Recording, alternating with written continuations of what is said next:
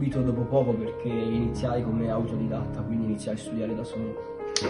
Già da lì la passione iniziò ad emergere, perché appunto studiavo da solo e quindi era una cosa vera e non che mi imponeva un'altra persona, e da lì nacque questa immensa passione che ancora tutt'oggi c'è.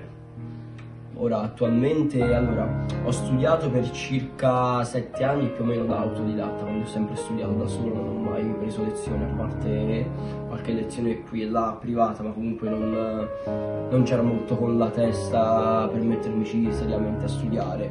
Ora invece sono un paio d'anni che studio ad un'accademia musicale fuori del Bar Roma e questa qua è una cosa seria, infatti mi ci sto mettendo molto d'impegno e speriamo che questa cosa possa sempre crescere. Adesso ci faresti sentire qualche tuo brano? Assolutamente sì, andiamo al piano.